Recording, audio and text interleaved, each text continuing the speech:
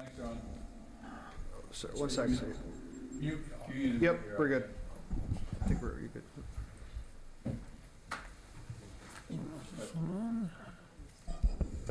We're good to go. Thank you, Bill. Welcome to the March 31st, 2026 meeting of the Wenham Select Board. We will open our meeting with a call to order. Present this evening are Select Board members Peter Clay, Deirdre Parati, Gary Cheeseman, and myself, Ben Timon. And it looks like we have a quorum of the Finance Committee, although is there a particular time on the agenda when that joint meeting is to begin? Or should 7:45. What is it? 6:45. 6:45, okay. All right, so we'll proceed with the Select Board agenda, beginning with beginning with public input. If there is anybody here in the hall who wishes to speak in public input, which is about any topic that is not otherwise listed on the meeting agenda. Is anyone here hoping to speak? No. Anybody on Zoom who wishes to make public comment? No, there's not.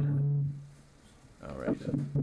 So that will bring us to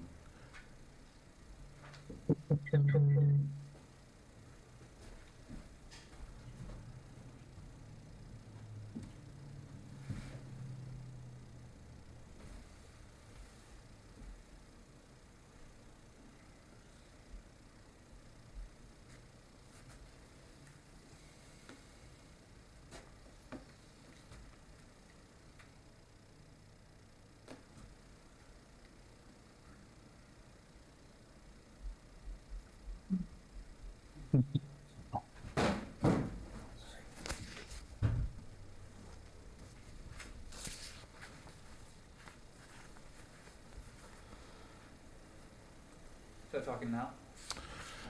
testing. Good. Perfect. All right. Still coming out. So turn the speaker off too, Joey. Well, it's still coming out here. Everything is up, I don't understand.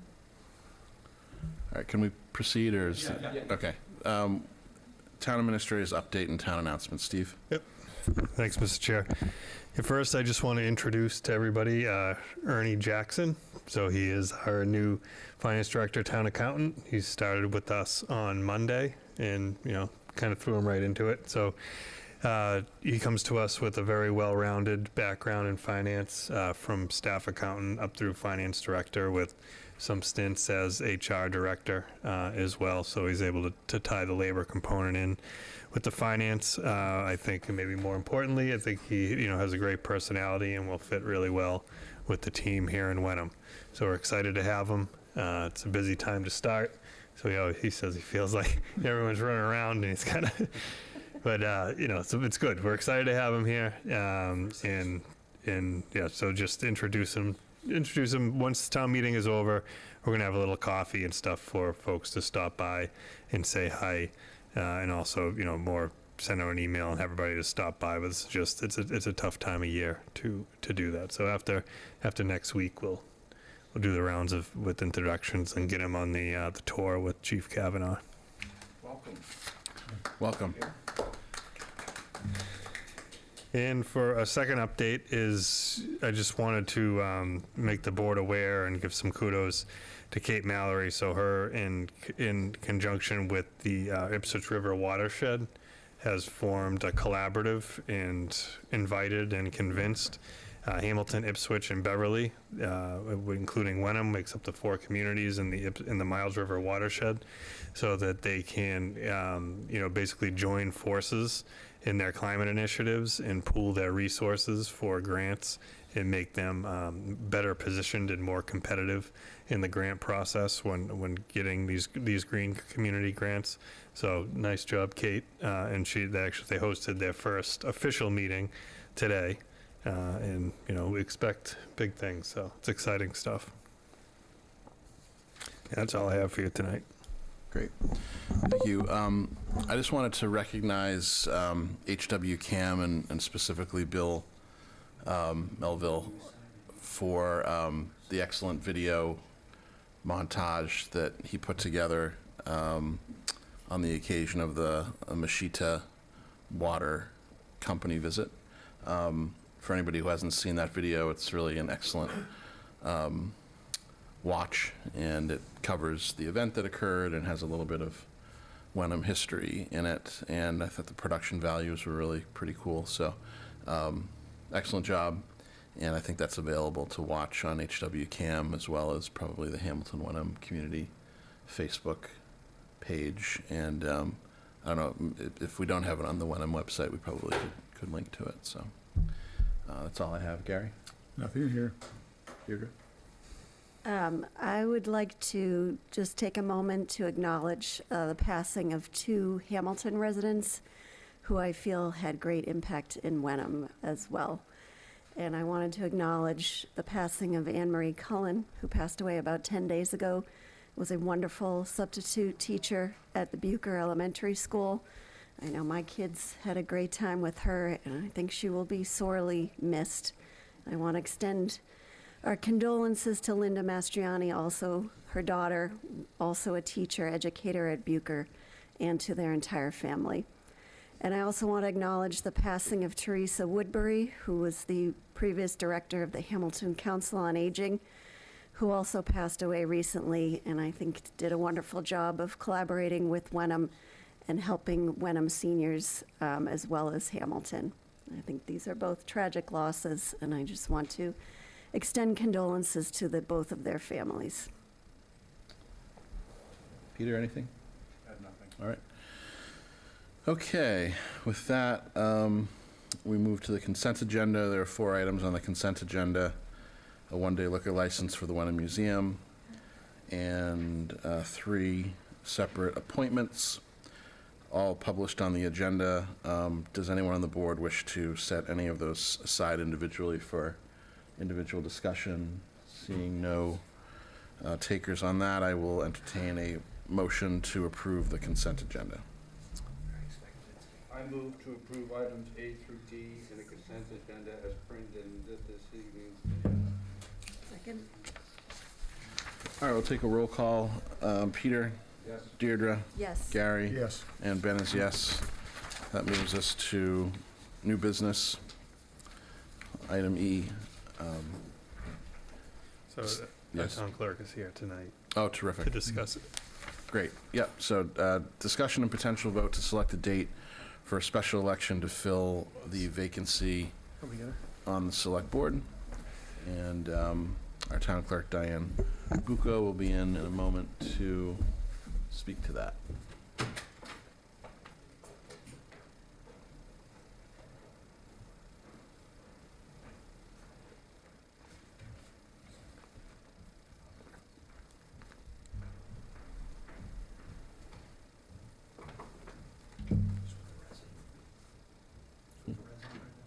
Okay.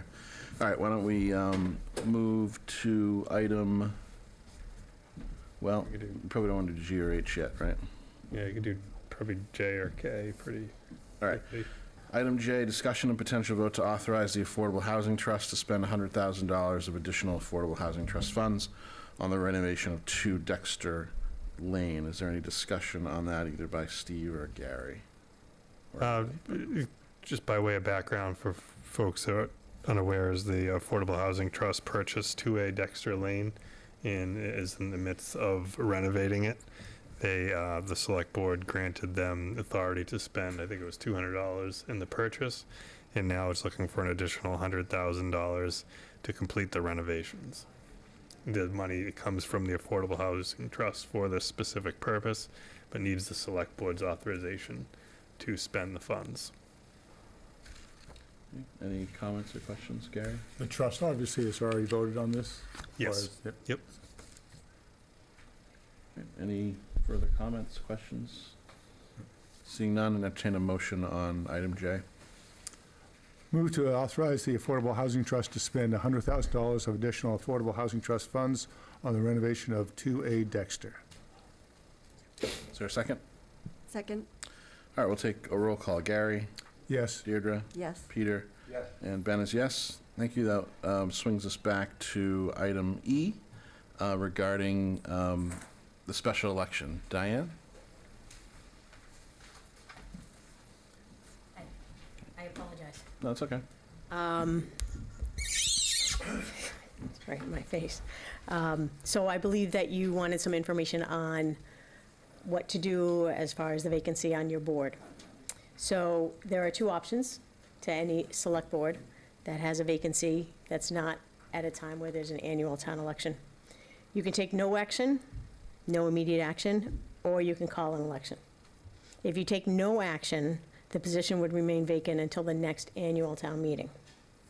So operating with a reduced number or an even number of members on a board could cause tie votes. A tie vote in a municipality fails. So that's the worry there. It's important to know that state law only allows for elections of select boards at local elections. So it's not like we can jump on the elections in the fall, the state elections. So the remaining select board members can call a vote, can vote to call a special election. Or voters can initiate a special election by bringing in 200 certified signatures. If you want to go with the election, there are two important factors to consider: the timeline and the cost.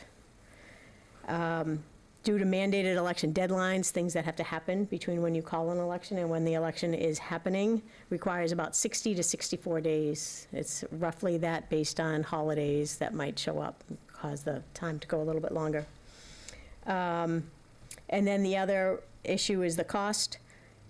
An estimated cost for doing a local election here in Wenham is about $6,000. That includes buying the ballots, the tabulator coding, any postage, staffing, meals, and police details.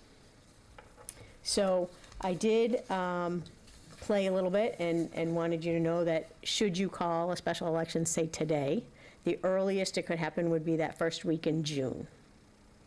So, you know, you wait next week, then it would be closer to the second week in June. 2 weeks after that, it'd get pushed back a little bit further. So that's the scoop there. I'm happy to answer any questions. The town clerk would like it to occur on the Thursday if we had it, Would I care about a Thursday? or what, the normal election day? So, yeah, Hamilton or Wenham people were used to voting on a Thursday, but we're also okay with a Tuesday. So, and because it's special, I can't remember what day we had the district election last year. Really, any day works. It's fine with me. Any comments, Deirdre? Just that I think we should go ahead with a special election. I would not be in favor of leaving it vacant for another year. Peter, do you agree? Yeah. So do I. Does anyone in the public want to be heard on this question of the filling of the vacant select board seat? Anybody on Zoom? No, okay.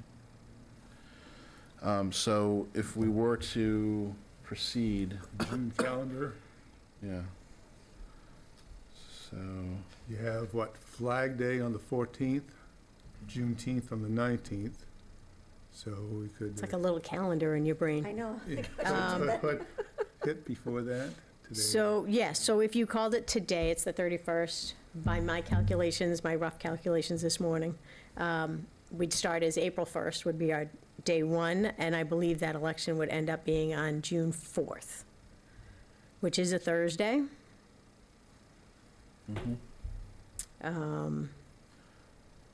So nomination papers would be due 15 days, April 15th. If you want to push it out a little bit longer, you can do that too.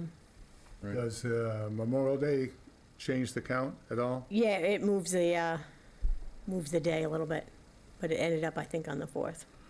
So June 4th is a Thursday, so it would either be Thursday, June 4th, or we'd push it to the next week, the week of June 8th, the 9th being the Tuesday, the 11th being the Thursday. I would push it out a little bit to get it, the nomination period past town meeting. Right. Because everyone's very focused right now. Next week Right. is town meeting, the following week is the election. So maybe, good call. So if we had it on June 11th, would that leave enough time So June 11th. I between knew I forgot. the my end of calendar. town meeting? Town meeting is obviously the The 9th. 9th. So basically, we'd be adding, So really what you need to do is, so pick a day, so do you say June 11th, and count back 49 days? 49 days. Yeah. All right, so that's 11. 31 days in May is 42. You said 49? Yes. So 7, 1, 2, 3, 4, 5, 6, 7. So 49 days from April 24th, by my count, is June 11th, which April 24th being well past the town meeting period. So April 24th is the 49th day before June 11th? Yes, yep. Could be the 23rd if I'm Yep, okay, starting the yeah, count in the so, wrong place, but. So, how about June 11th? It's a Thursday. okay, so I will, June 11th, I will work on a warrant to put that together and then bring it, are you meeting next week? Well, we meet Warrant Seventh. hearing. Oh, yeah. Warrant. the warrant hearing and the at town meeting.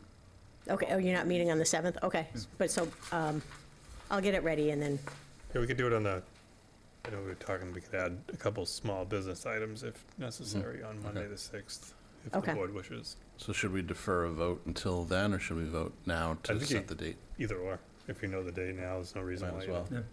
Might as well confirm it. All right, I would entertain a motion to schedule the special town meeting for the currently open select board seat for Thursday, June 11th, with appropriate details to be worked out by our town clerk. Special election, and so moved. What did I say? Town Okay, sorry, special time, yeah. That wouldn't quite make sense, would it? Thank you. Sure. All right, is there a second? Second. No, I moved it. I'll second. Okay, so we'll take the roll. Peter? Yep. Deirdre? Yes. Gary? Yes. Ben is yes, thank you. thank you. I was going to ask you to keep me informed of your decision, but you already informed me, so no reason to get back to me. I'll take care of that. Thank you. Great, thank you, Diane. Thank All right, you. it is 6:47, and the Finance Committee has a quorum if it wishes to open its meeting, and we can take care of that agenda item. I'll make a motion to start the Wenham Finance Advisory Committee meeting at 6:50. President Bob, Jared, and Dave Doggett. Is Sarah on that? Great. Sarah? No, it's not on.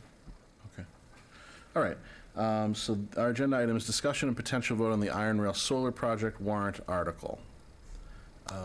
Steve, do you want to? Yeah, so quickly, kind of picking up where we left off, there was some outstanding questions and concerns regarding whether it made more sense to lease the panels or purchase them.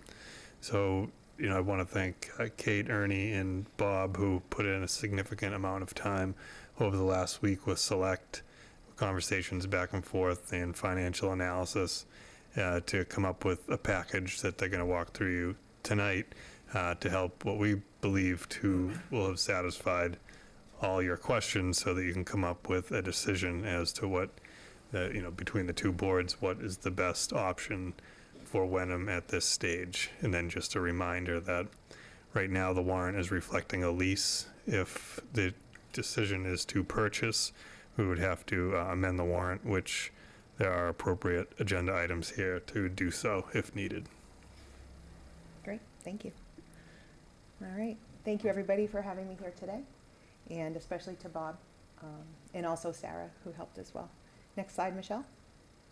All right, so Steve just basically said why we're here, but we have two choices. One is a direct purchase of ground mount solar for Iron Rail, and the second one is a credit purchase agreement. Next slide.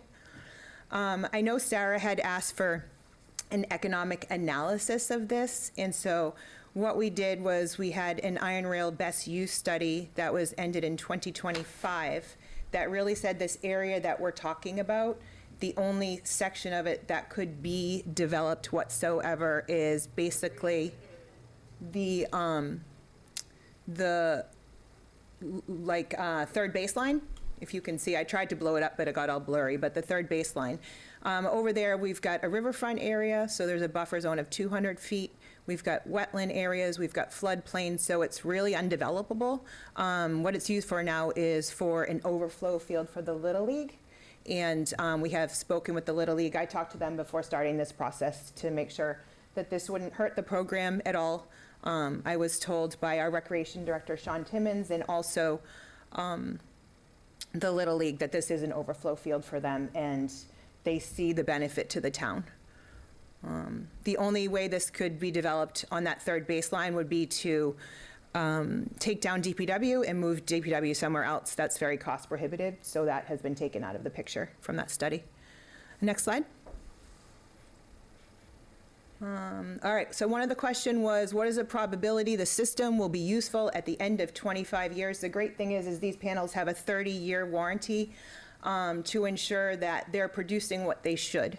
So they lose about 0.5% of power each year. So in 25 years, it will still be going 88% strong. I like to look at this more as this is an investment in our future. So as technology grows, there is opportunities to switch out the panels. Other municipalities are doing this. They're switching out the panels at the end of the 25 years or trying to negotiate contracts earlier than that, and creating more money. So this isn't, don't think of this as like a 25-year investment. Let's think of this as an ongoing money generator here, revenue generator. Next slide. This was Finn's question. So normally when you buy panels, like on your house, it's more profitable than leasing it because you're sharing the profits with a different company. And the reason here is because of prevailing wage. So Massachusetts prevailing wage law says that we have to pay a certain amount of money for salaries for this project. And that can greatly increase costs. For example, I've got another project that we're doing in the land use department, and we thought that it was going to be about $40,000 and has turned into about $110,000 right now. So prevailing wage is a humongous factor in this, and also the federal incentive here, we receive a direct pay of 25.5%, where Select, because they're not a municipality, would receive the full 30% investment tax credit. So those are the two big reasons why the pricing's different. I think this, yeah. Could you comment on how the contract with the other shared party before you get the solent? I think that's important. You know, the contract was negotiated with on behalf the of power options. Yeah, I'm gonna definitely get there. Thank you. That's a good one. And I think this was actually your question too. What's the early termination schedule if we decide to go the credit purchase agreement route? And so we would have the option to buy the system year 7, 10, 15, and 20. So there is still an option to purchase if we feel like that's the best way to go down the line. Next slide. Kate, Yeah. you should mention that the purchase option is the greater of this number or fair market value. Yes. And, you know, at the 98 is down around 8% Yes. of the purchase price. Yeah. Thank you, Bob. And so assuming that there are large-scale changes, something fails in year 18, it's still the $98,000, assuming you got kind of. Yeah, because if something fails, they'll be fixing it. Yeah. Because they own the system at that point, so we wouldn't buy it if something was failing. Yeah, more, there's actually some value in that optionality. Yeah, yeah. Especially if the panels are higher generators years later, we might want to buy it at the end and repanel it ourselves, make some more money. All right, what's the O&M difference? I think this is kind of the thing that Bob and I and Ernie and Steve went through the most, which has probably the biggest unpredictability and risk. So on a purchase, we would contract out annually with Select or a different vendor to maintain and monitor the panels. So we don't have an in-house person that can do that. And so for monitoring, that's 24/7 monitoring. Maintenance is just the normal wear and tear maintenance for these panels. And so why it's important to say this is an annual contract is in the spreadsheet that they gave us, they increase the O&M by 3% every year. But when we actually go to purchase these panels, if we go that route, they are only guaranteeing the first year that we negotiate, and then we need to negotiate with them every year.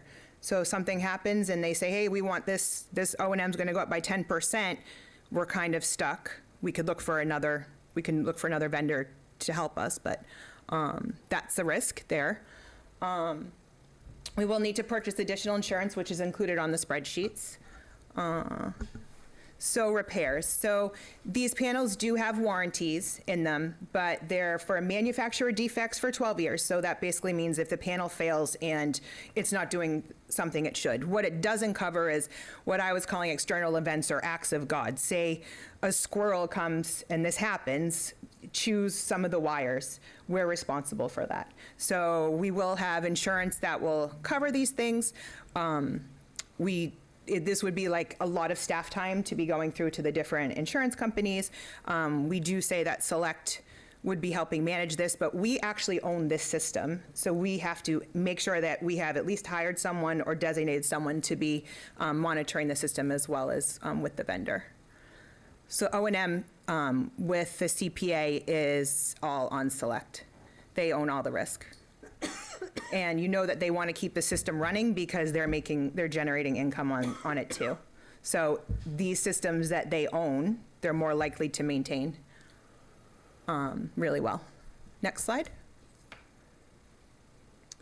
Okay, this is Bob's big thing. How do we know we're getting the best deal? So Wenham, in a lot of municipalities, I think 150 municipalities in Massachusetts, Connecticut, and Rhode Island, pay to be part of Power Options. So this is a nonprofit company, and basically what they do is they have so many municipalities, schools, and nonprofits that they combine all of their projects together and they go out for one RFP. So they have the buying power of about $200 million annually of procurement. So basically what that does is it says to these design companies, oh, we're going to now have access to all the large, whoever wins this bid will have access to all the large solar. So 2 acres, 3 acres, 4 acres. This one that we're doing is less than an acre. This is considered small. So the company's going to make some money on this. I was told that the canopy that we're going to put outside here, they would just be breaking even. So why are they doing it if they're just breaking even? It's to get the big projects.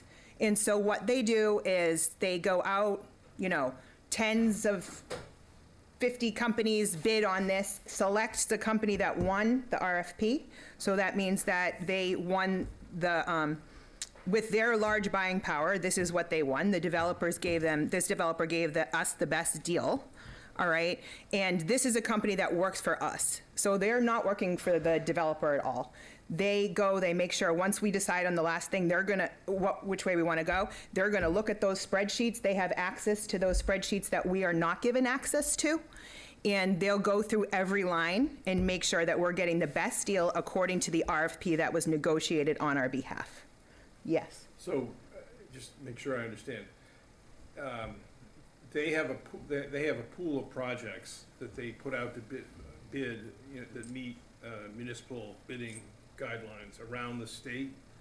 3 states, yep. Okay, and then, so is the quote-unquote leverage that if you don't play in the pool for the small deals, we're not gonna put you in the pool for the big deals? Yep, they're basically saying, we're gonna make you $200 million in procurement through this contract if you win this bid, but you have to include those small little projects too.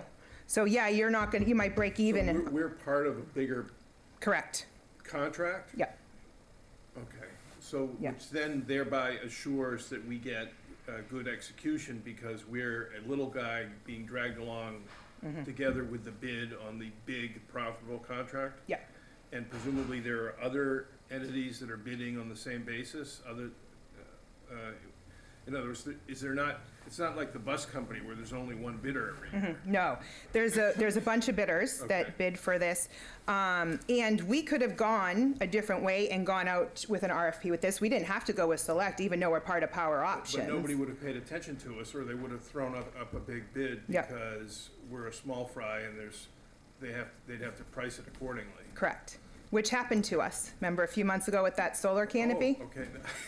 So Yes, I That was remember. when we went out to bid for that, Well, live and learn. yep, we went out to bid and they came in at $800,000. Yeah. So we brought it to Power Options and said, hey, look at this for us. We did an RFP, we went out to bid, look at this for us, and they said, using the prices that we bid out, it is $550,000, so it saved $250,000. And we'll kick you into this other big pool of projects that we're about to go bid out. Mm-hmm. Okay. Well, no, because they already bid it out. And so Fixed they're, pricing. I'm sorry? Fixed pricing. Yeah, it's fixed pricing, yes. Correct. Yeah. And I'm sorry, this is very interesting to me. And typically, how many companies would bid on one of these projects? When they put them out, 3, 4, 5, 2? For Power Options? Yeah. From what I understand, I think there were almost 50 different companies that bid. Fantastic. Okay. Yeah. great.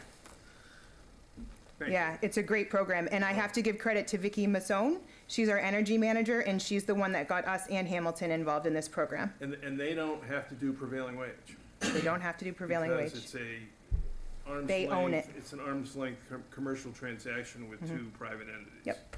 Perfect. And how does the performance after the deal's actually kind of like struck? Because, I guess the incentives are to go for that huge project and then just not put scarce resources into kind of ours. How is that monitored, maintained? Yep, the Powers Option people, through our membership, maintain all that. So if we have an issue in 2 years, which I don't expect we would, because if we do the credit purchase agreement, Select will want to keep that system running beautifully. But if we had a problem in a few years, then, and they still were the vendor, that Power Options would have the option to go after them for us. So there are almost lawyers per se without being lawyers. There are And consultants. Power Options could help us with, God forbid, a replacement operator Oh, yes. if our guy crapped out. and Yep. didn't- Okay. They know all the people. When I was talking to them about, ironically, I will let you know, that the price that we got for that solar canopy, that was $800,000, the pricing came through ESG or ESG. ESG, but ESG had Select price it, and then they all marked it up. So Select marked it up higher than the RFP price because it wasn't a Power Options program, right? So I was told that Select marked it up and ESG marked it up because they need to make money. That project I told you is not making any No money, scale, yeah. right? It's not making any money for Select. So they marked it up to get the project done. That's It is, yeah. It was a great thing that Vicki Masson found for us. Next slide. Is Vicki a town employee or? She's our energy manager, Okay. and she works for Wenham and Hamilton on limited hours. It's 6 hours a week or month. Yeah, I think it might be a month. Yeah, I mean, very limited. She's an engineer by trade and very knowledgeable in this field. So she did the panels also on top of the library. So she works on a consulting basis for? When we have to do other things, so if we have to go out for RFPs and stuff, we will often use her for consulting as well. Yeah, she's fantastic. Yep. So I basically just said why, I answered this, why are we not doing our own RFP? Besides that, there's, Sorry. no, it's good questions. Let me see if I'm missing anything here. No, the consultant costs too. So we would probably have to pay Vicki, $20,000 to do an RFP if we decide to go that way, and we're not going to get a better price. Next slide. All right, so I'm pretty much done. Just to overview purchase, you've got higher control over the system. You have potential for higher capital, but we'll let Ernie take that.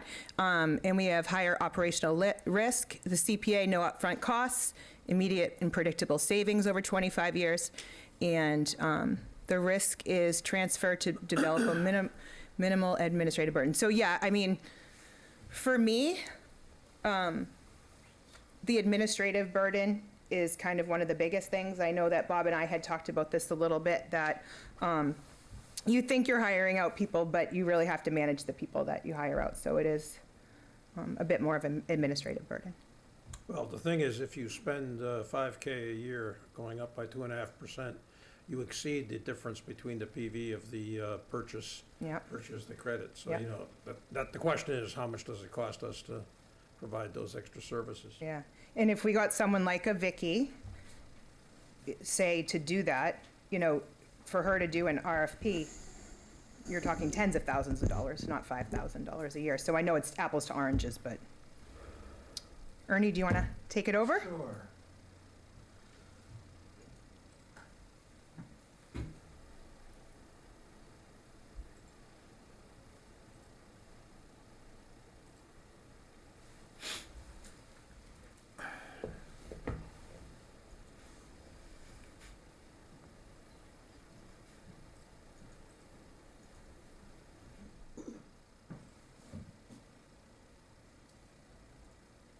Okay, I'm gonna make that a little bigger.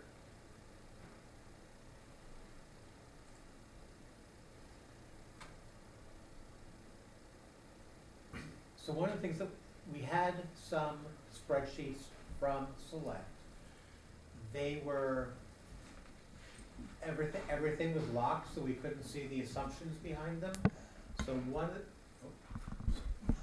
So one of the things that I did was sort of reverse engineered so that we can see their assumptions and then see what happens if we make different assumptions. And under what they presented,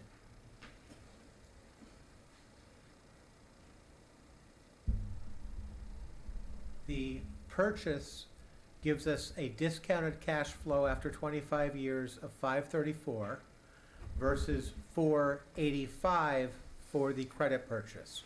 So there is an advantage. It's not a huge advantage.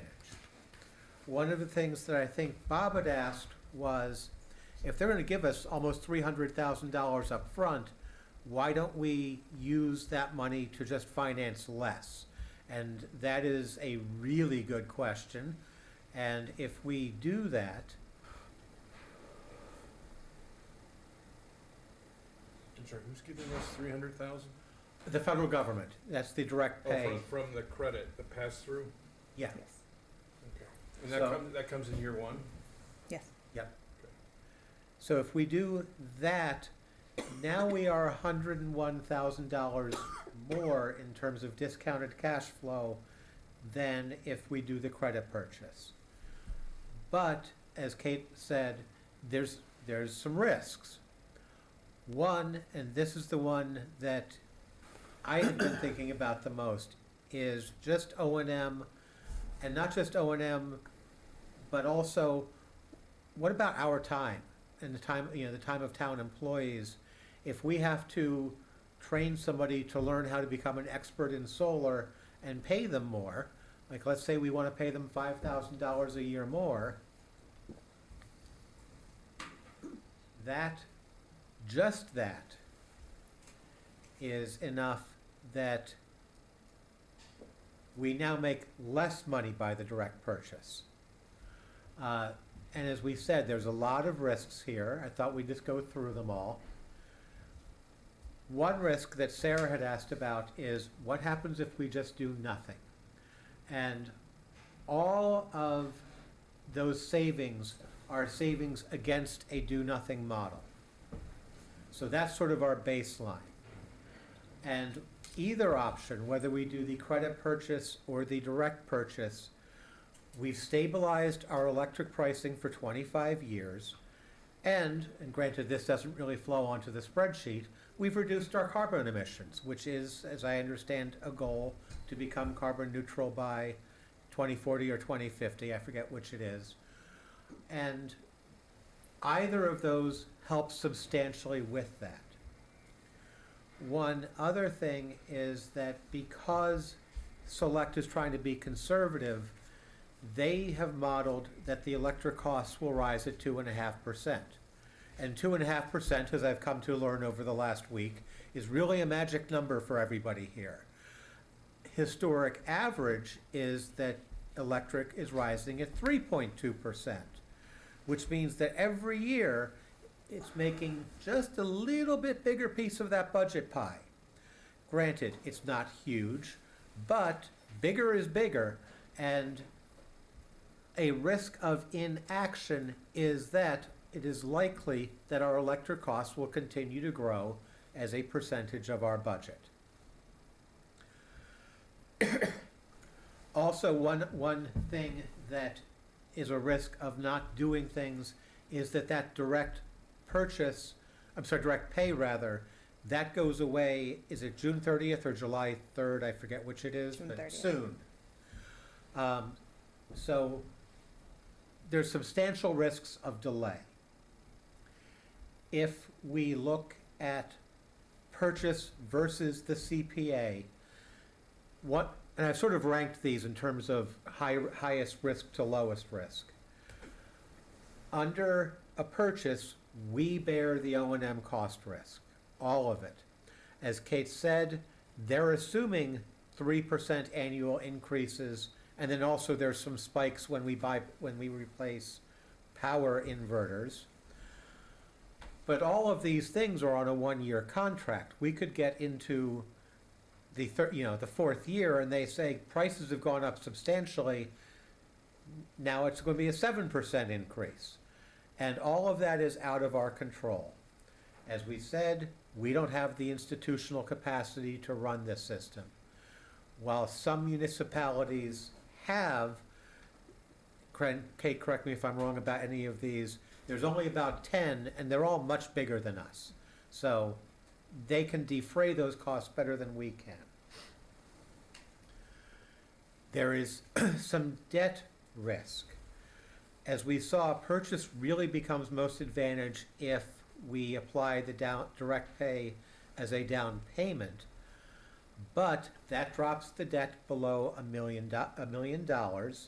And at that point, and Steve, correct me if I've gotten any of these details wrong, below $1 million of debt issuance might be less attractive to potential investors.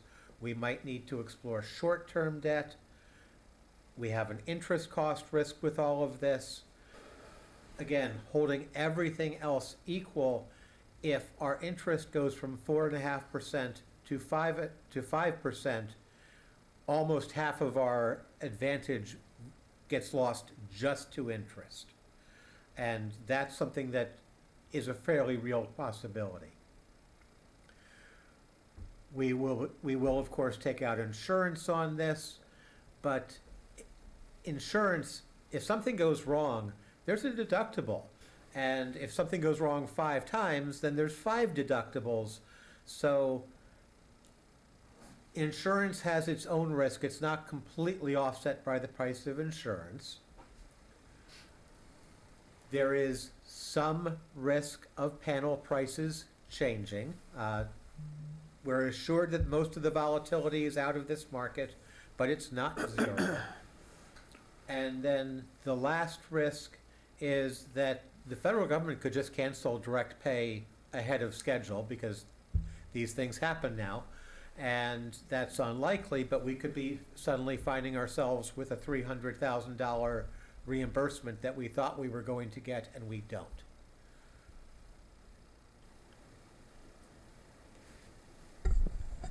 Yeah, thank you. Ernie, what about determination, the fair market value at the end and at the various points? I mean, well, for any of those, that brings us back to the same types of risk as we have with purchase versus, direct purchase versus credit purchase. I did not run those specific numbers, partly because one of the things that is likely to happen between now and any potential buyout point, the technology here is changing fast enough that if there's an upgrade, and again, Kate, correct me if I'm wrong about this, the upgrade would potentially change those buyout points.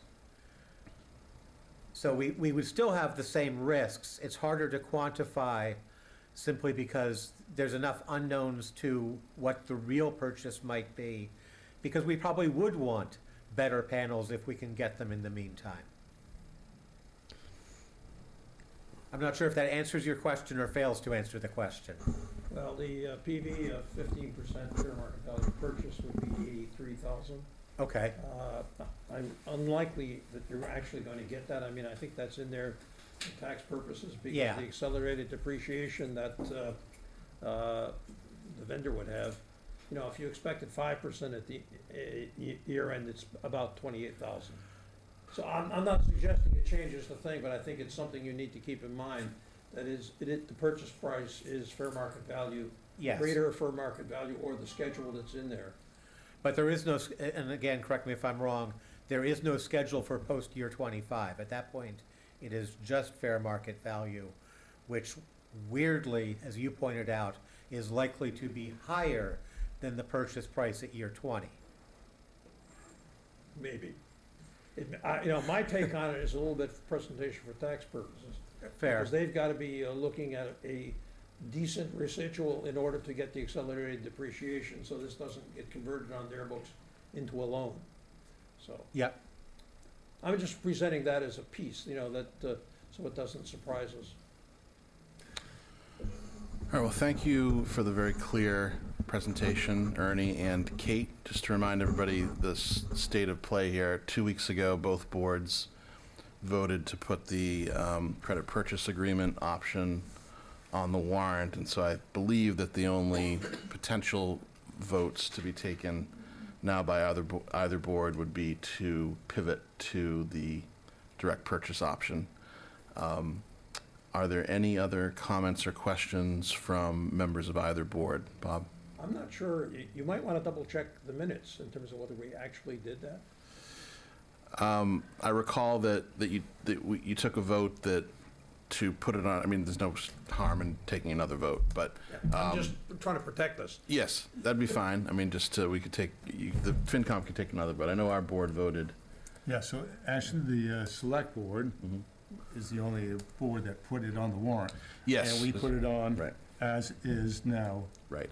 So it would take, the FinCom could change their recommendation for Right. town meeting. Right. But the select board would have to actually change the warrant article. Thank you. So I think. Can I just ask a simple, Mhm. what is the FinCom recommendation? So we never made a recommendation at the last meeting, so I think that's the item Right. that Okay, good. we need to kind of go through. I also want to note that Sarah Bishop is joined via Zoom a few minutes ago. Great. Phoenix Wright's here, so we have a full quorum now. Great. All right, so does the FinCom want to either deliberate and then vote on a recommendation or move to a recommendation? I'm ready to vote. And again, the right now, the article that's on the warrant, again, is the CPA option, so at this point, the FinCom would be voting whether or not to recommend passage of that article. Apologize for coming in late, folks, but what kind of, is there any discussion that we want to have before we move to a vote here, or a motion? What's your thoughts here? I'm okay. Not hearing any? Yeah, I'm okay. Okay, Sarah, you're on mute. I don't see you coming off, so it doesn't sound like you've got. Oh, sorry. No, yeah, I sent some questions, and I think most of them have been answered at this point. But yeah, I'll follow your lead on whether we wanted to discuss anything more. No? All right, so then I think what I'm looking for is, you're looking for the wording of this motion to be to recommend approval of the purchase agreement? Approval of the warrant, recommend town meeting passage of the warrant article to approve the credit purchase agreement option. Okay. To recommend favorable action. Thank you. Recommend favorable, so that's what we're looking for, somebody, for a motion for recommend favorable action. I guess I'll make that motion, favorable action on the warrant article related to the credit purchase agreement. So looking for a second, I've got a second. Any discussion before we move to a vote? Not hearing any, then we'll move to a vote. Finn will vote aye. David, aye. Bye-bye. Jared, aye. Sarah, aye. Sarah, aye. So we have a 5-0 vote for the motion. Thank you. Great.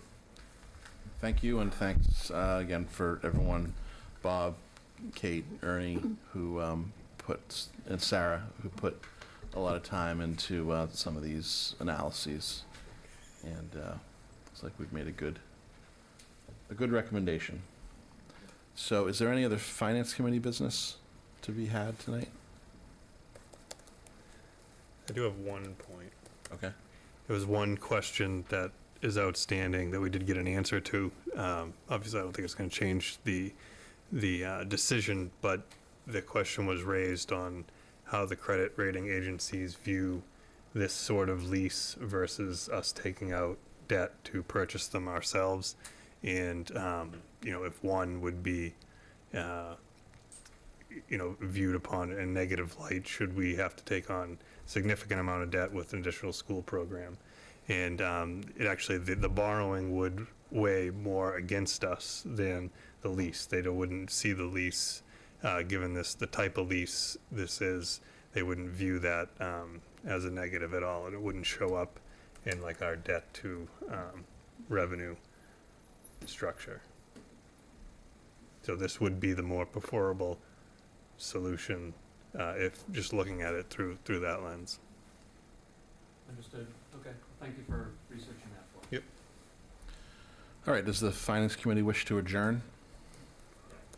Looking for a motion to adjourn? All right, we've got the first and a second, so I vote to close the Wenham Finance Advisory at 7:21 p.m. Aye? Aye. Aye. So that's 5 for the closure. Thank you very much. Thank you very much. Thank you. Thanks. So does that mean, Steve, that we do not need to reopen the warrant? Yeah, I will have one comment to that. Okay. I don't believe so, but I want the board to make. So Diane very keenly noticed that there was a Scribner's error in Article 19, the bylaw to allow town meeting to be held outside of the town of Wenham, where we had it to add section 5-5A, but it really should be 5-6. Okay. She's right there. Diane contacted Lauren, and Lauren, confirmed that was only a Scribner's error on her part, and we don't believe that it needs to be reopened to make that adjustment. And I did want the board to be aware, because we did also provided a summary via email today that kind of scoped out what the changes were from the warrant that got sent to the residents to now, all of which were basically clerical changes. But this is probably, this wasn't on that email, and it just came to our attention about an hour or so ago. All right. Is anyone uncomfortable keeping the warrant closed? We're good. No. Good. All right. Thank you, Steve, for that information. Thank you, Diane, for catching the Scrivener's error. And that means that we can pass over item G and item H. Yep. And we can now move to item I. We've done item J, but I is still acted on that. This. Here's kind of Yeah, do you want to speak to it, Margaret? What do you want me to? Okay. So they met last night and took this vote, and we inserted the letter. Thank you. I'm Margaret Hoffman, the town planner. Item I is, we're asking the select board to approve the transfer of the unit at 2A Dexter from an ownership unit to a rental unit. It's similar to what we did a couple of years ago on 2B Stockwell, when the Affordable Housing Trust had purchased that unit in order to rent it to a family who qualifies under for affordable housing. So that's pretty much the same thing. The project 2A Dexter is underway. We finally do have a contractor to do the work. They should be starting within a couple of weeks. We have the contract almost ready to go. And once that unit is renovated, we will hopefully have a family ready to move in. We're beginning the process to start, we're beginning to start the process to find a qualified family. We just have a few hurdles to get over to get to that, but we hope we have somebody ready to move in by the end of July. And the 80% of AMI is an allowable Yes. threshold for this particular unit. Yes, so in order for a unit to qualify on our subsidized housing inventory, it can't be rented for more than 80% of area median income. So the trust met last night and voted on a particular number not to exceed the HUD guideline for an 80% AMI. Great. For a three-bedroom unit. It was a pretty quick discussion Mm-hmm. last night. Yes, Peter was there. Any comments or questions, Deirdre? So I think this is wonderful, because we definitely need rental opportunities in Wenham. They're scarce. So I think this is a great thing. However, I have to ask, so what does this mean over the long term? That this is a property that now the town is going to manage long term with responsibility for maintenance and all of it? So right now, the goal with this project, let me back up a little bit. The property is owned by the town. The trust has two other properties that are owned also by the trust, which is the town, but they're in an LLC. I think the goal is to end up getting this property also put into that LLC, and those three properties will be managed by a property management company that the trust has hired to do that work. Yeah. But the LLC is Us. still the town? Yeah. Well, it is, yes. There is no real line between the two. Whatever the LLC does is actually the trust, which is the town. It's an unusual, it's unusual, and we don't have a lot of examples of it being done in other communities. We've worked a lot with town council, with other councils. We talk to EOHLC about it pretty much regularly. I mean, we made So.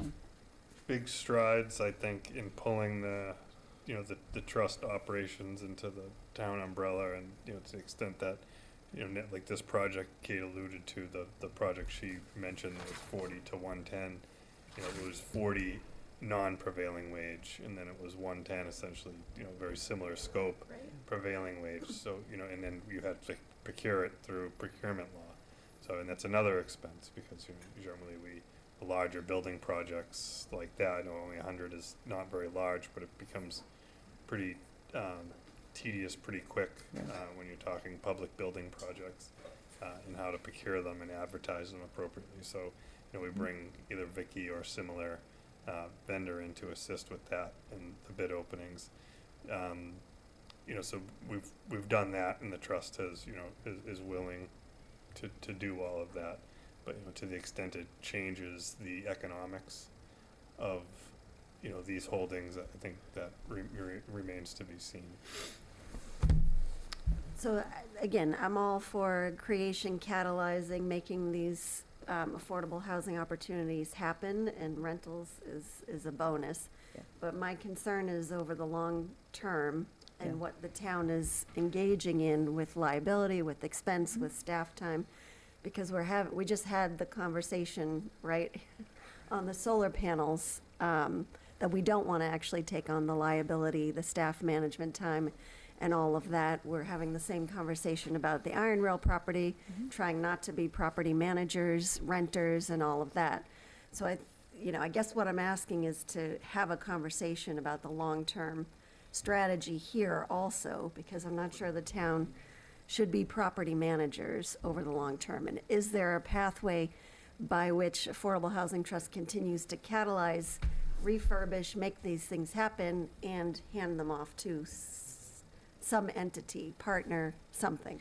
That's beyond my Yes. knowledge in the moment, Yeah. but, I guess I'm I'm asking that we sort of open that conversation up. Yeah, I agree, and I think the trust would agree too, that that's a conversation that could be had. This all started, I want to say, over 10 years ago, when the Affordable Housing Trust purchased 11 Friend Court. It was with the intent of selling it, you know, maybe fixing it up, selling it. But the market changed, and they weren't able to do that, so they held on to it, and they created this program where they created the LLC and then rented it out. And it's run pretty smoothly.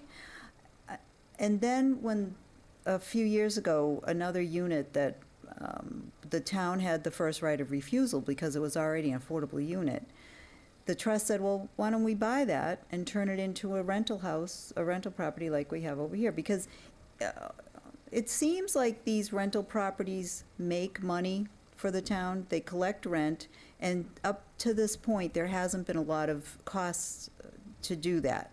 Harbor Light was managing the one at 11 Friend Court. You know, once we got involved in it, we saw there were some issues that, you know, we weren't quite sure how to deal with those, and how the LLC, what the LLC meant to the town. So the LLC does have funds that have come in, and they have a separate account. So we realized those funds need to be transferred to the Affordable Housing Trust. So that's being done, but there is a reserve kept in case something happens with the properties that can be taken care of. Yeah, it's not an easy thing to explain or to understand that how it's all working, and we're kind of trudging through it, I would say. That we're learning a lot as we go along. We're finding out a lot between town council and, like I said, EOHLC, how this is happening. So, yeah. But I agree, there could be conversation about maybe other options.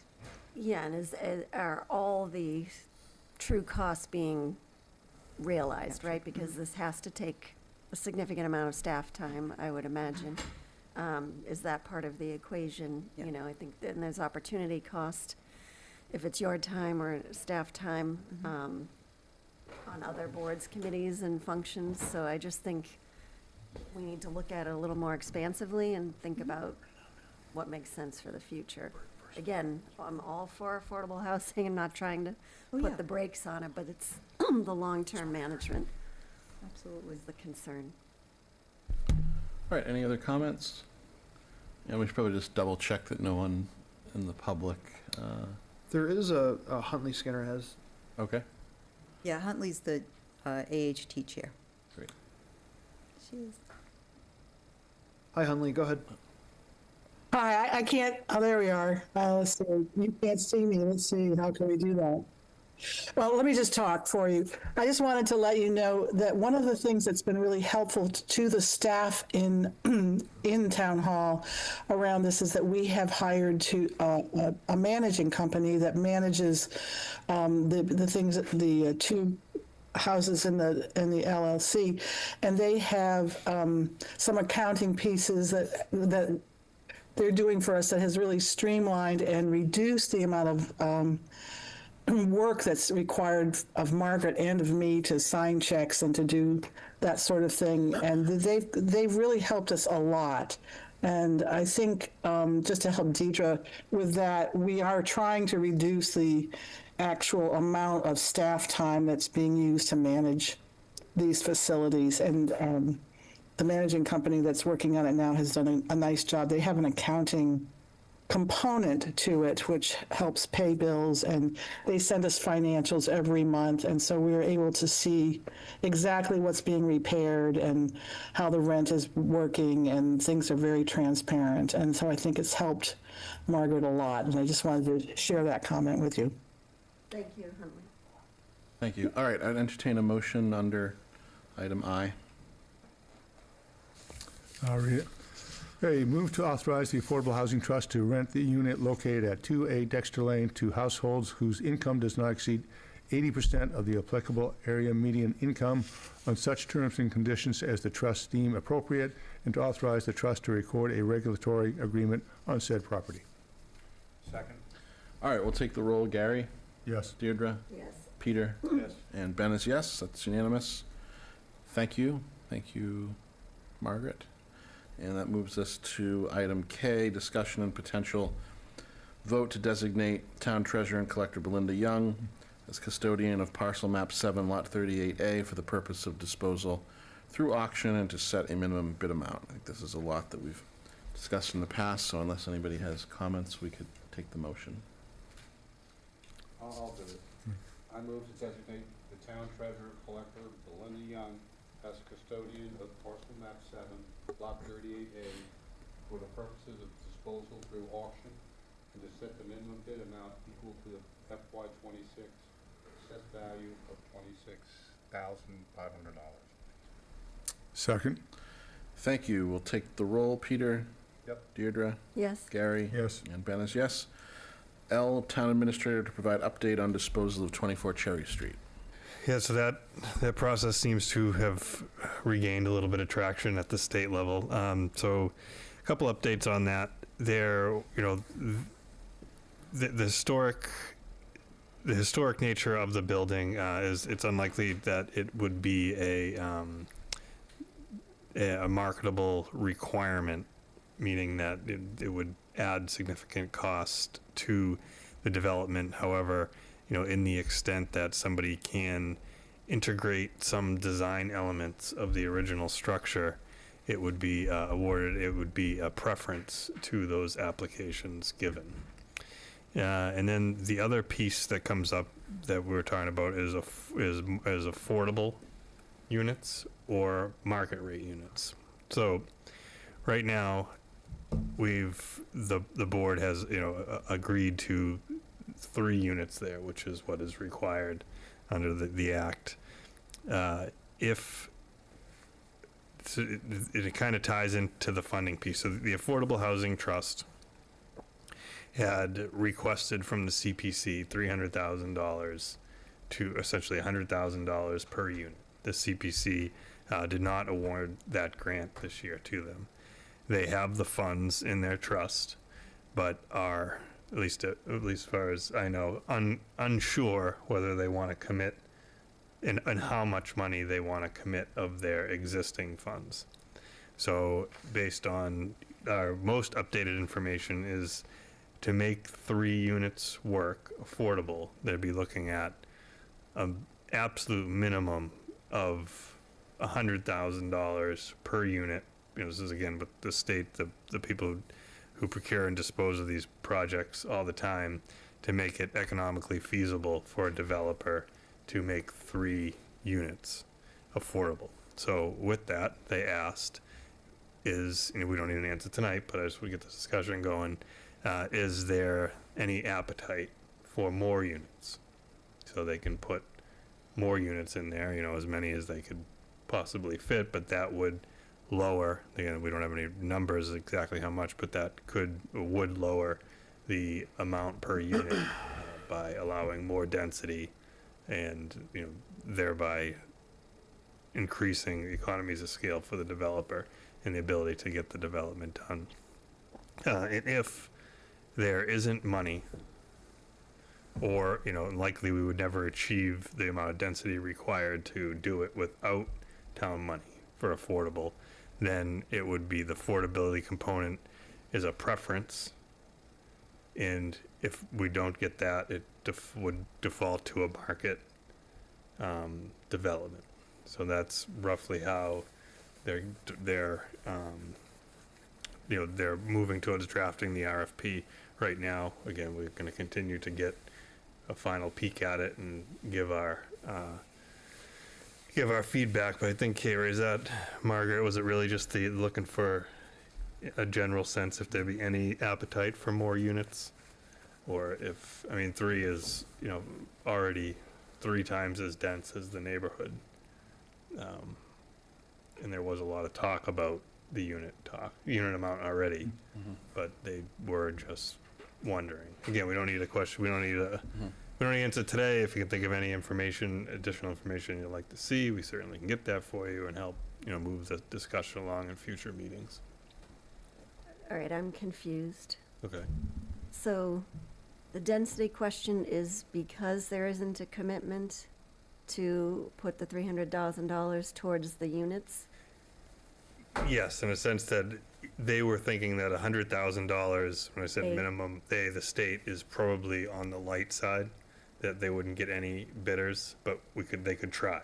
Even So- with that. Even with that, the 100 might be a little light, but they can try. So we can put it, if the Affordable Housing Trust, which we're working through, will commit the 100, we can try.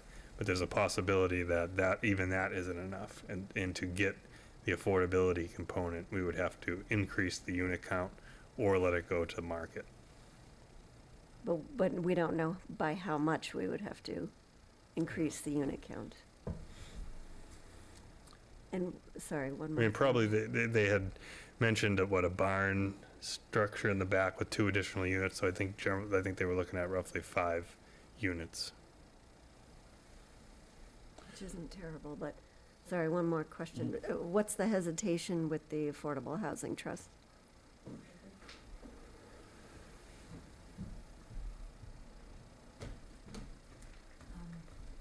So the trust has talked about this a few times, and when they originally voted to go to the CPC for the 300,000, they talked about it last night, and at their last meeting. They are willing to go to $300,000 on this project, but they wanted some more detail if they could. I think what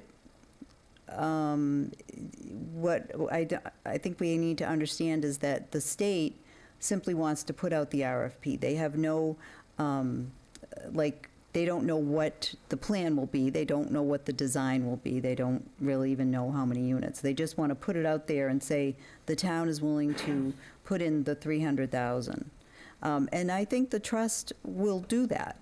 They just haven't made an official vote because they don't have, they didn't get the CPC funds, but there are funds in the trust's account enough to cover that, of course. But it would take a vote of the trust and then a vote of this board to actually make those funds available for this project. So I don't know, it seems like the state doesn't. Yeah, I mean, I think probably, if we can get the Affordable Housing Trust enough information. I thought another sticking point was that there was some concern that they were going to be sold, and they were looking for maybe a requirement to keep them as rentals, which would require somebody, and I think that would just, the added cost would outweigh, even at 100. If we're already 100 is light, that's just going to add. Yeah, and the trust has Management talked costs. about different ideas and options there, but family rental is one of their, it's one of those things that they feel is lacking in the community, which it is. But I think if we got to the trust and they needed to actually vote and say, well, we want to allocate $300,000 and make it available for this project, they probably could do that. It just means that we need to, I would have to give them a little more information, I think. Yeah, that's probably the next step, see if we can satisfy their request for information. Yeah. And then see if we can convince the state to try affordable only with a preference to historic with the $100,000 per unit, if they're willing to go, 100,000, if they're yeah. willing to risk doing it twice, or if they're gonna wanna have then a third fallback provision where then, if we don't have, 1 and 2, then we'll take market Right. offers. Margaret, what's the estimated bedroom count for the 3-unit model? Do we know how many? I don't think we have that. It's 3 bedrooms. Yeah. It would be family house, it would be Yeah. That's my family housing. understanding, was 3 bedrooms. Right. Mm. And then the state has floated the notion of adding 2 units to the barn. Yep. Renovated barn.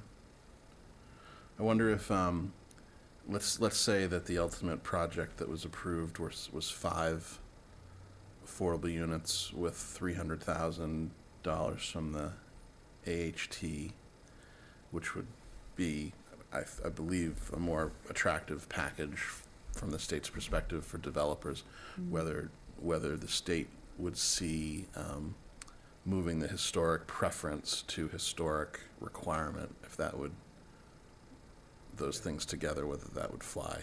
I realize 5 affordable units is a bigger discussion, but I'm just sort of floating that concept of. Do you mind if I respond? Yes.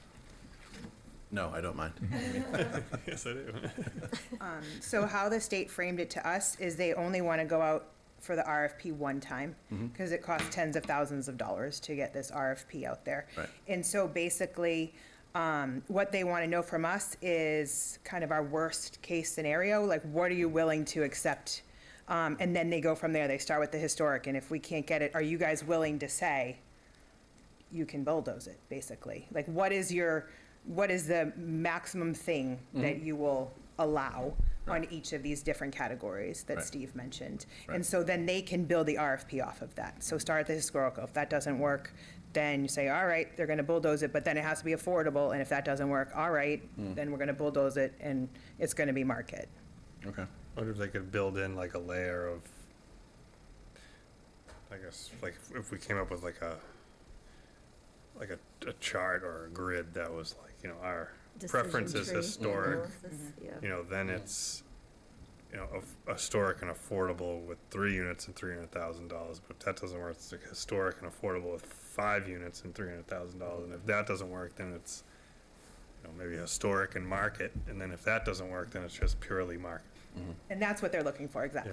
Yeah. There was also discussion about them, CPC funds for the historic part of it. You know, if it's an historic structure that the town deems historical, they could request CPC funds. Right. But What was the objection from the CPC? I mean, it covers 2 of the 3 mandatory funding issues. Joe, do you remember I thought generally was that the affordable housing has the money and that, you know, use their own money, and when they need more, then come talk to them. I think also the CPC wanted to see something. There was no information about what was gonna be built or, you know, what was gonna be there, so I think they may not have wanted to Yeah, all we really had is recommend funds. this. Plus, I think we thought we had more time, you know, that it was, that this could wait till next round, the next funding round, but. Well, I think, one, we need to keep this moving, as it's been a long-term thing. And I think the historical preservation is important, but more, you know, given the condition of the building, I think we don't want to put a burden on the developer that causes too many questions from that side. So I think what's important historical-wise is, you know, the facade or the appearance from the front, you know, and what goes on back further, I mean, it's pretty decrepit right now, so anything's going to be an improvement. And I think the affordable, we're above the percentage on affordable here, so I think, you know, the state, my preference would be historical facade with affordable if comes in at the 300,000 for 3 units, otherwise, you know, 300,000 for the 5 units, if that makes the bidding better. So I think, you know, the historical, not for the whole structure, but just Facade. appearance. And I think that will attract more bidders or developers. And on the affordable, I think, you know, 3 to 5, is there any further detail there that we could say 3 3s and 2 1s, or, you know, you know, total bedrooms kind of approach to it. So 5 units, you know, because you don't want to overload that neighborhood there, but perhaps if, you know, you scale it in, because, you know, the market is too, I mean, you know, 3 bedrooms is nice, but that doesn't fit everybody.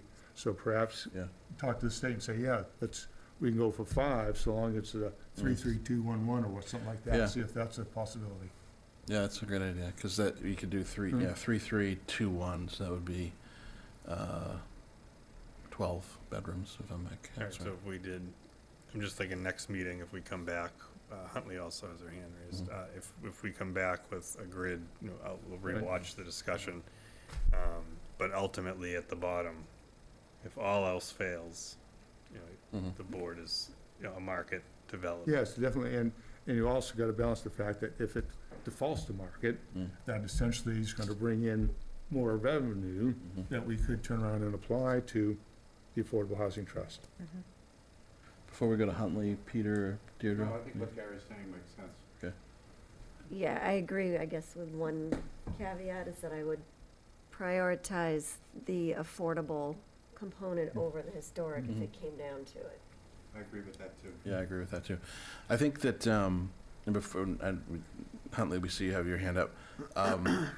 So, to the extent that there's at least a beginning of a consensus on the board that we could see ourselves supporting up to 5 units and 12 bedrooms at that site, that's something that should be made very clear at whether it's our next select board meeting or the one following, in the agenda item, but maybe even a posting or something, because certainly the people in the neighborhood will want to know that this is being considered and have their input.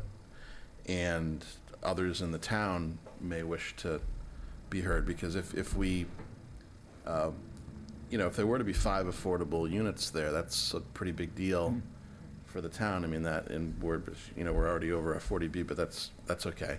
It would be, 5 nice townhomes there that, could be a place where retirees or, police officers, firefighters, et cetera, in the town could potentially purchase. So it's, it's something that people, I think, will want to debate and talk about, not endlessly, but at least at one meeting, and certainly the neighbors would, want to be heard on that too. I actually think we have some neighborhood contacts from prior discussions, so we could fire out the few emails that we have and see if they could help. Right. We should consider too, Margaret probably has the numbers, so on the 80% on possibility on 24 Cherry Street, it's really a fairly substantial income level we're talking about, right? Yeah, at 80% it is. Do you have that number roughly? For a rental, for like a 3-bedroom Yeah. unit? Well, we have $3,307 a month is what 80% AMI, those are the HUD guidelines for an affordable unit. Because we're all, the entire Boston area is averaged out, right? Yep. For sale so- units or Yep. rentals. Yeah, These would be we for felt that was sale, pretty but I high. think Yeah. we're just talking about The comparison. Yeah, Yeah, well, how comparison. much income. But the sale because that's a too, lot of money. the sale, affordable sale would be kind of substantial too, right? Yeah, they could, even at an affordable, could be sold. I mean, I guess if you're just looking at a mortgage, if that's how they establish what you can buy, what's that? 400,000? Yeah. Yeah, so they, 50, yeah. 400,000 a unit. Right. Okay, I think we had Huntley's, yes. Huntley? Yeah, I just wanted to, a couple of things. 80% of the AMI on a sale, the amount would be $119,100 if you were to sell it at the 80% AMI. So I just wanted to give you that figure. And the other issue is when I presented to the CPC, a number of things that they were saying, which has come up in the discussion already tonight, is we don't, one, have a developer yet. We don't have any plans or any temporary plans because we haven't gotten that far down the road yet.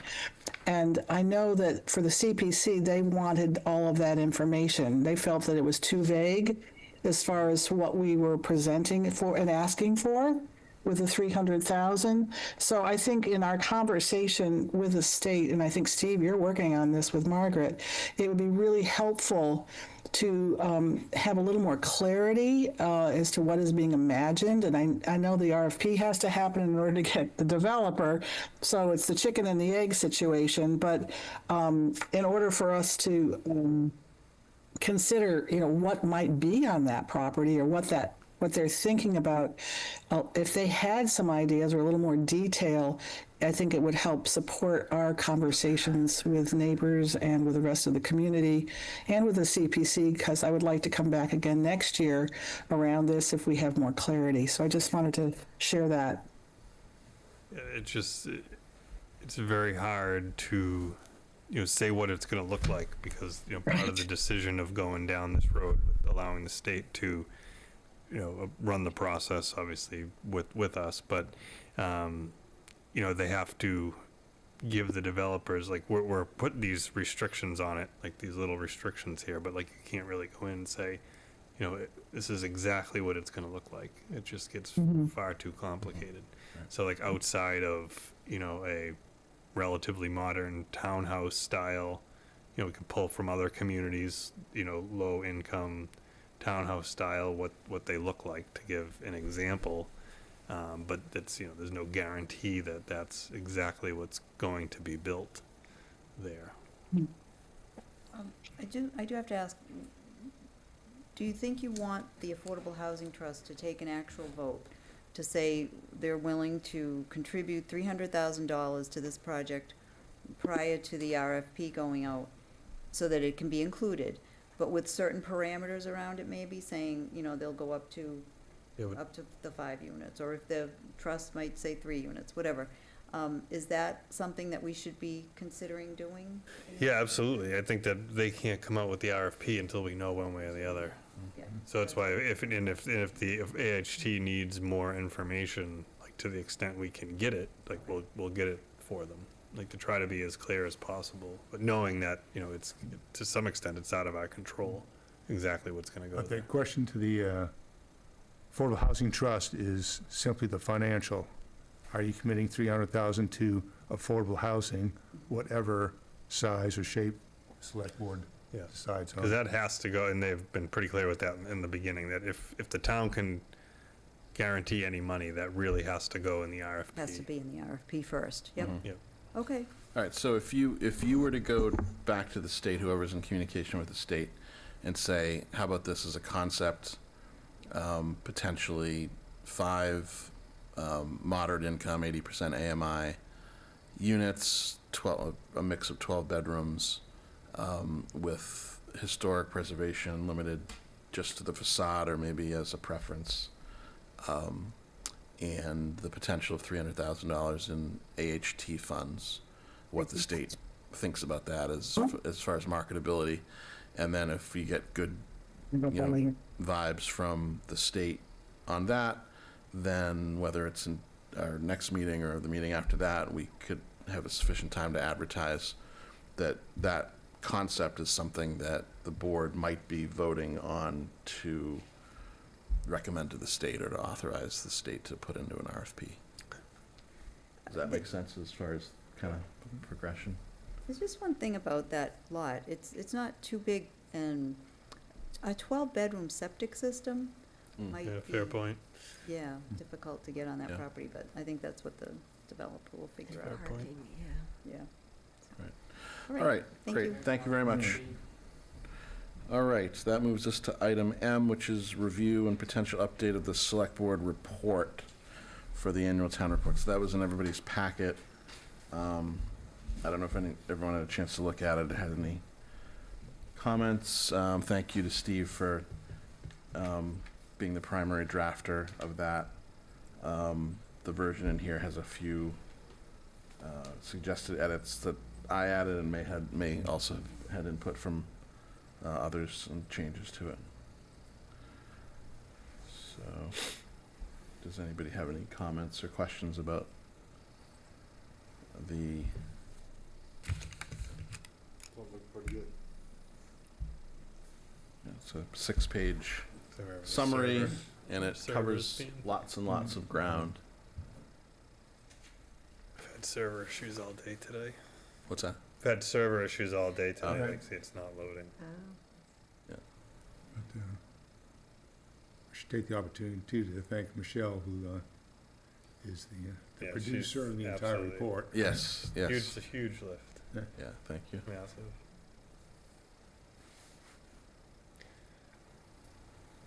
I don't know if we're gonna see it. So while we're doing that, I'll just note that it is, just for the public, that it's broken into certain categories of achievements of the town during fiscal year 2025. So it goes into communications and planning items, human resource planning and development, finance and budgeting, town-owned land inventory, IT, green initiatives, public safety initiatives, community initiatives, which include things like the Iron Rail and Community Septic Management Program, And, and there's a lot of content under each Think of she those got it. categories. This is also in the public packet for folks viewing at home. Right. Michelle got it.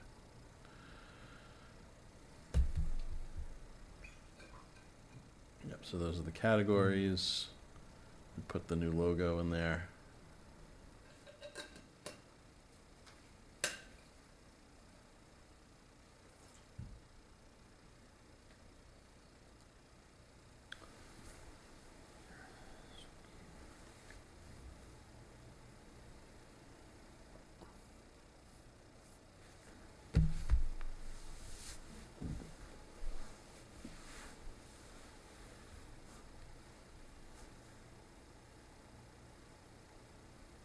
Keep going.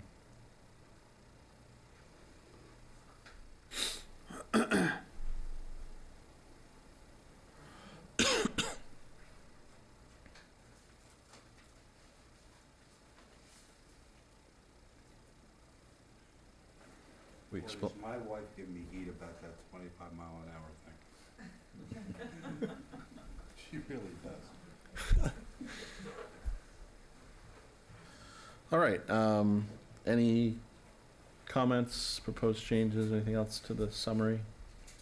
Seeing none, I don't think we need a vote, right? We just proceed with that, and thank you to everybody for, And there's just one, Kate brought up a good point, is the board probably wants to take a recommendation vote of the solar. Although, like last time you voted to oh, okay. leave it in the, keep it in the warrant, but we don't You have a did the recommendation. vote yet, okay. All right, entertain a motion. I move for favorable action on warrant article number, or we just call it the solar panel article. I don't have that. I think it's 15. I think so. All right, 15. I've got the warrant here. Yeah, I pull it up. We could just say the solar Ground-mount lease, solar the Solar solar panels. lease, Iron rail. Mhm. 15? CPA lease agreement. Article 15. All right. No, I'm sorry. Yes, Article 15. All right, is there a All right. second? Second, Take the roll, Peter? Yep. Deirdre? yes. Gary and Yes. Dennis, yes. Thank you, and we have no old business. Should we just double check our calendars? We've got, our next meeting is the warrant hearing Monday evening. Of course, town meeting Thursday evening. I want to state again publicly my regret that I'll need to miss that for a pre-existing trip out of state with one of my kids. And then the select board will have its next regular meeting on April 21st? No, April 14th, and then April 28th. And I think that's sufficient for now because we can deal with May after town meeting. Ready to take a motion? Yes. I move that we adjourn the select board meeting of March 31st at 8:02 PM. Second. All right, we'll take the roll. Gary? Yes. Deirdre? Yes. Peter? Yes. Ben is yes. Dennis, you were warned.